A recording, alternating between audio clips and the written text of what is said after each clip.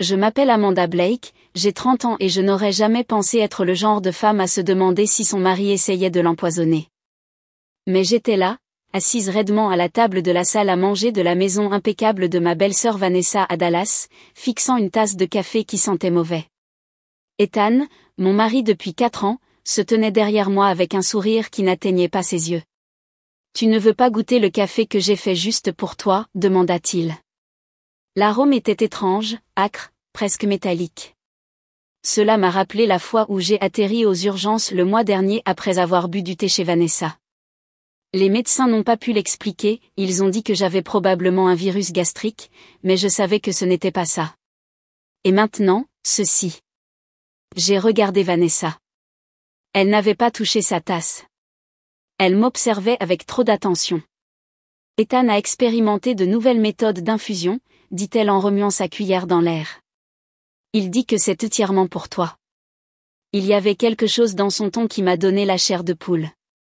J'avais remarqué des choses au cours des 6 derniers mois, des choses subtiles, Ethan envoyant des SMS à des heures étranges, Vanessa l'appelant plus fréquemment que ce qui semblait approprié, les deux chuchotant et me regardant quand ils pensaient que je ne regardais pas. Ce n'était pas toujours comme ça. Quand j'ai épousé Ethan pour la première fois, je me suis sentie accueillie dans sa famille. Mais à un moment donné, cette chaleur s'est refroidie. Tenant toujours la tasse, j'ai souri et je me suis levée. Oh, je viens de me souvenir, je dois passer un appel professionnel rapide. Vanessa, ça te dérange si je passe dans ton bureau? Elle a cligné des yeux. Bien sûr, vas-y, je me suis tournée pour partir, en passant devant la table, j'ai laissé ma main frôler la tasse de Vanessa. J'ai légèrement trébuché, dans le mouvement, j'ai échangé nos tasses. Je suis si maladroite, dis-je avec un petit rire. Vanessa a haussé un sourcil mais n'a rien dit. J'ai marché tranquillement vers le bureau, mais mon cœur battait la chamade dans mes oreilles. Je ne voulais pas croire ce que je soupçonnais, mais aujourd'hui, j'en avais assez de douter de moi-même. Il était temps de connaître la vérité. Depuis le seuil du bureau, j'ai gardé les yeux fixés sur la table de la salle à manger. Vanessa a porté la tasse de café, ma tasse originale, à ses lèvres. J'ai retenu mon souffle. Elle a pris une gorgée. Pendant quelques secondes, rien ne s'est passé. Puis j'ai remarqué un léger tremblement dans sa main alors qu'elle reposait la tasse. Son visage a pâli. Elle s'est agitée sur sa chaise, l'inquiétude la gagnant. « James » murmura-t-elle, la voix tendue, « quelque chose ne va pas ?» Ethan a levé les yeux, fronçant les sourcils. « Que veux-tu dire ? Je ne me sens pas. » Elle s'est arrêtée au milieu de sa phrase, agrippant le bord de la table. « Que as-tu mis dans ce café ?» Les yeux d'Ethan s'écarquillèrent d'horreur. « Attends, ce n'était pas ta tasse. » Sa voix était basse, mais j'ai entendu chaque mot.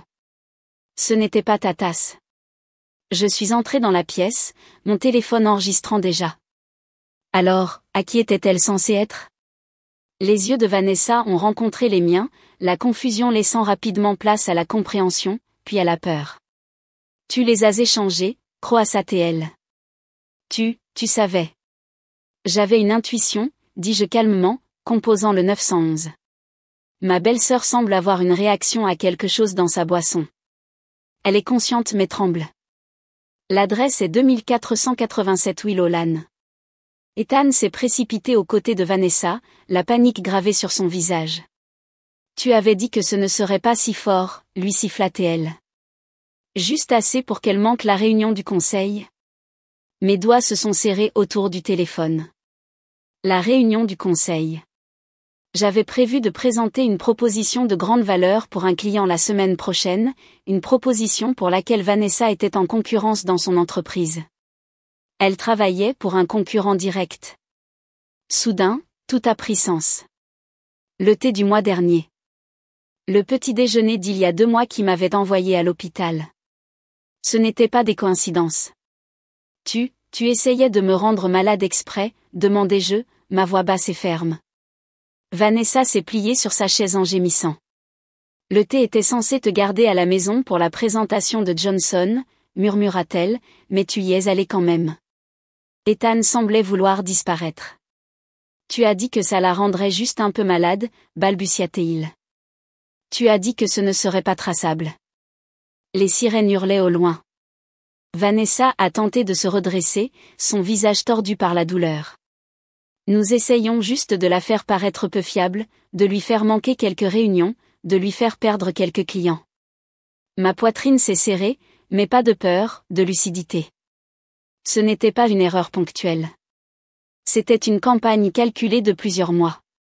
Et je les avais enfin piégés. Je me suis accroupie à côté de Vanessa juste au moment où les ambulanciers arrivaient. Tu voulais me voir échouer, dis-je à voix basse. Mais maintenant, c'est toi qui es par terre. Elle a essayé de parler, mais les tremblements sont revenus. Ne t'inquiète pas, dis-je en m'écartant pour laisser travailler les techniciens médicaux d'urgence. Je m'assurerai qu'ils sachent exactement ce qu'il y avait dans ce café. Et je le pensais. Les ambulanciers se sont déplacés rapidement, plaçant Vanessa sur une civière et vérifiant ses signes vitaux. Sa peau était moite, ses mains tremblaient de manière incontrôlable. L'un d'eux m'a demandé ce qu'elle avait consommé. Une tasse de café, mais je crois qu'elle était frelatée avec quelque chose, ai-je répondu calmement, enregistrant toujours tout. Je les ai suivis jusqu'à l'ambulance. Ethan a essayé de nous accompagner, mais je l'ai arrêté.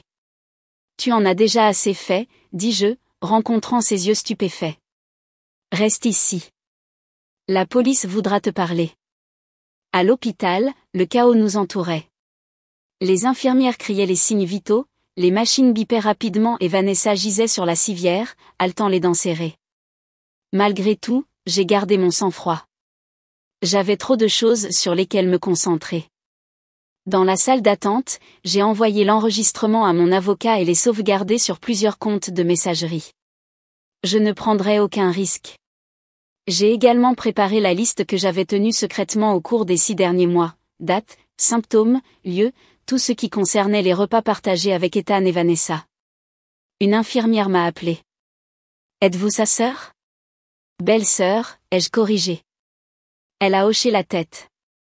Elle est stable pour l'instant, mais le médecin doit vous parler. Il y a des résultats inhabituels. Le docteur Olivia Grant était une femme grande, aux yeux vifs, qui ne perdait pas de temps. Il y a des substances dans son sang qui ne devraient pas y être, dit-elle en feuilletant un dossier. Ce ne sont pas des drogues que vous trouveriez en vente libre. Nous parlons de composés utilisés dans des essais cliniques, de substances contrôlées. Savez-vous comment elle aurait pu entrer en contact avec cela?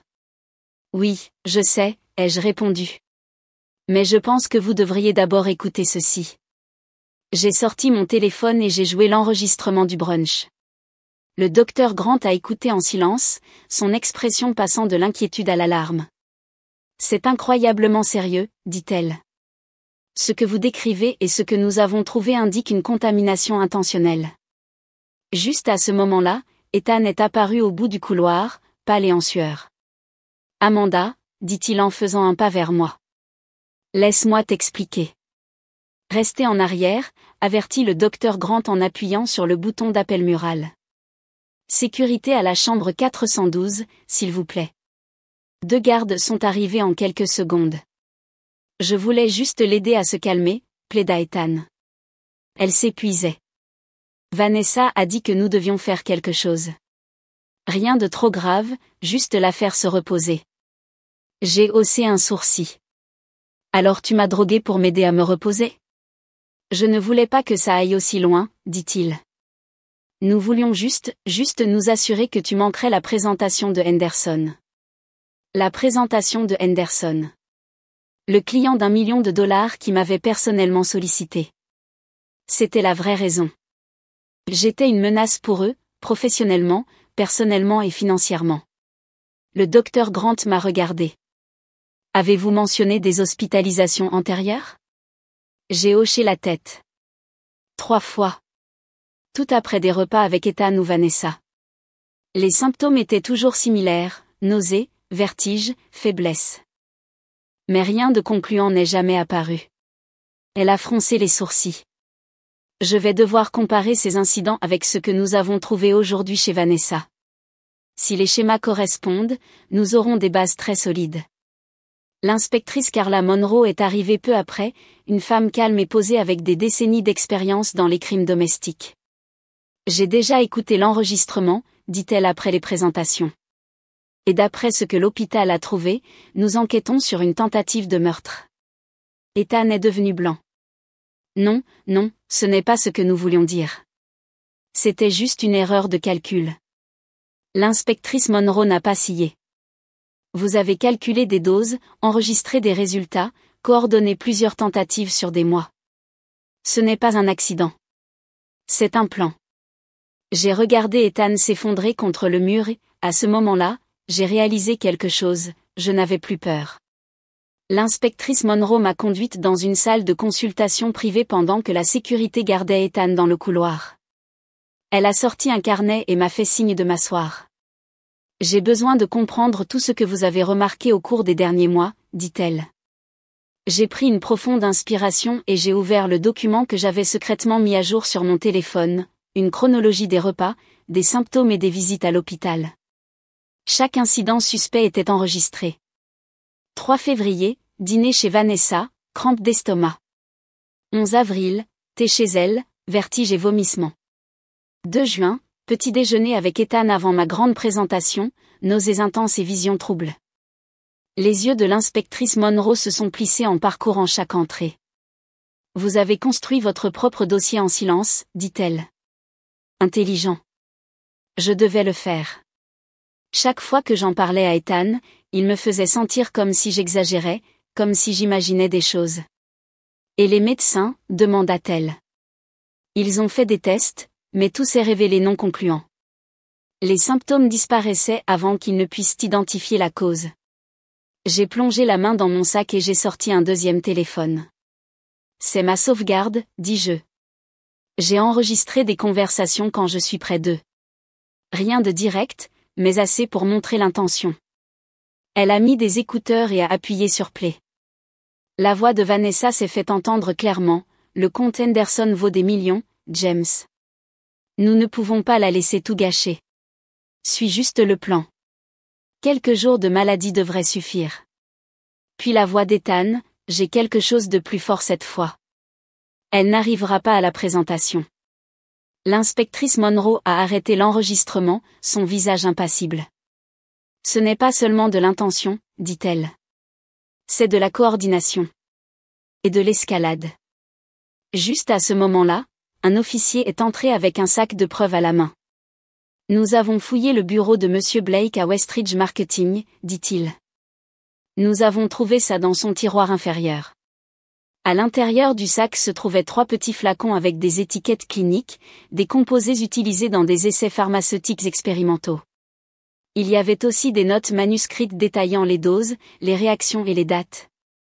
J'ai parcouru les documents et je suis resté figé. Ils me suivaient. Chaque note correspondait à l'une des dates où j'étais tombé malade. Il écrivait des choses comme « dose trop faible », seulement 6 heures de symptômes, ou « augmenté pour une réaction plus forte avant la présentation de Johnson ».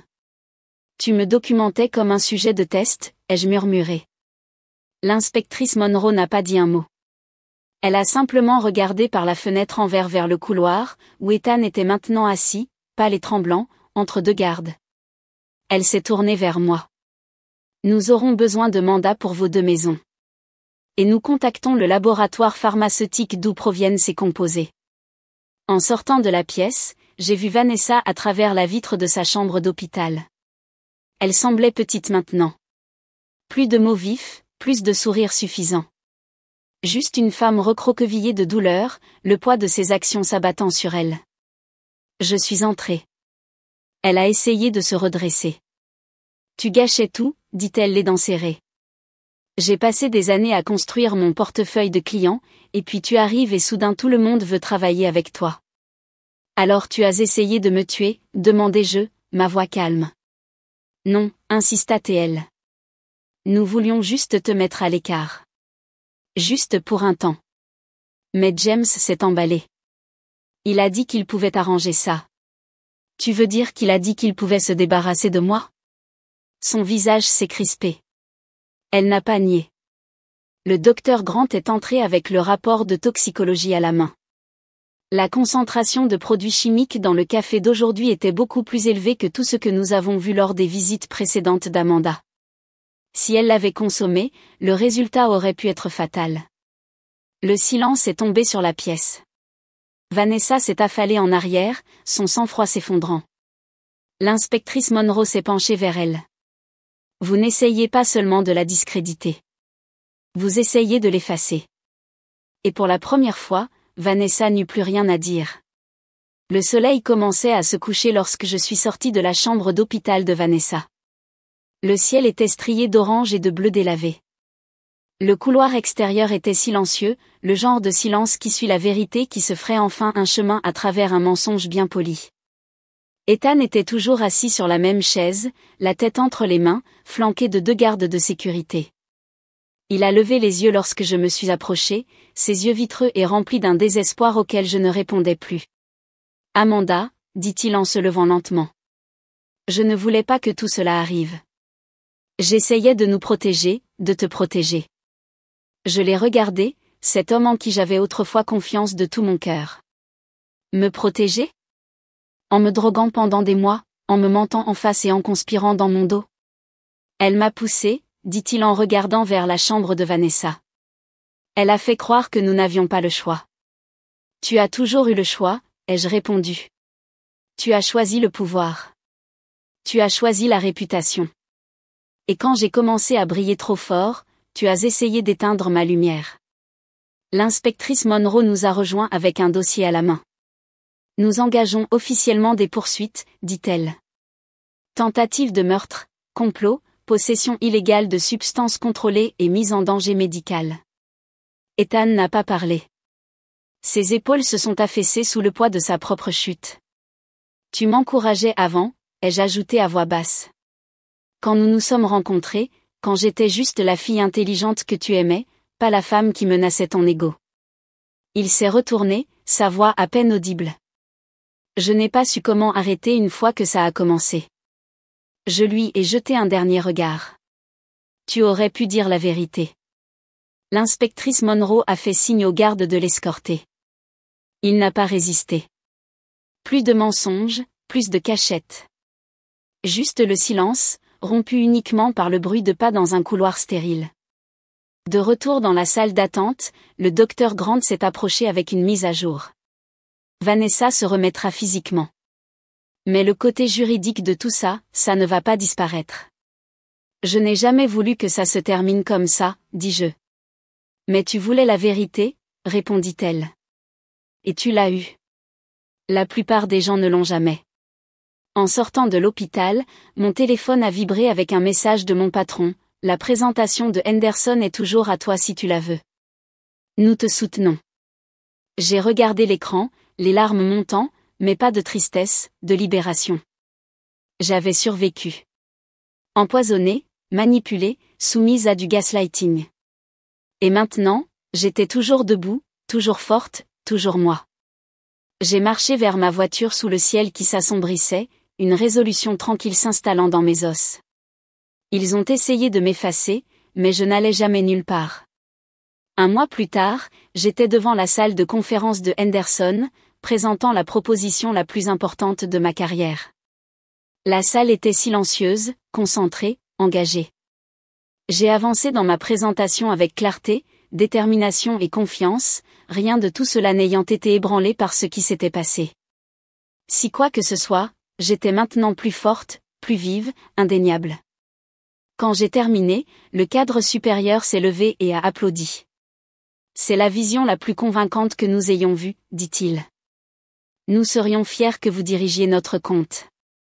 J'ai souri, hochant la tête en signe de remerciement, mais à l'intérieur, je pensais à quel point j'avais failli tout perdre, être mise à l'écart par les personnes qui auraient dû me protéger. Après la réunion, je me suis assise dans ma voiture et j'ai pris une profonde inspiration. Ce n'était pas seulement une victoire professionnelle. C'était mon retour à moi-même. Peu de temps après, Vanessa et Ethan ont tous deux été formellement inculpés. Les preuves étaient accablantes, entre les enregistrements, les SMS, les rapports de toxicologie et les substances pharmaceutiques trouvées en leur possession, l'affaire était irréfutable. Aucun d'eux n'a tenté de me recontacter, et je n'ai pas regardé en arrière.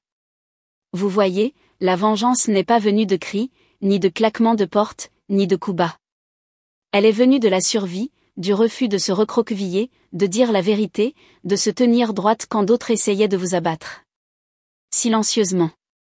Je partage ceci non pas pour revivre la douleur, mais pour vous rappeler, si votre instinct vous dit que quelque chose ne va pas, écoutez.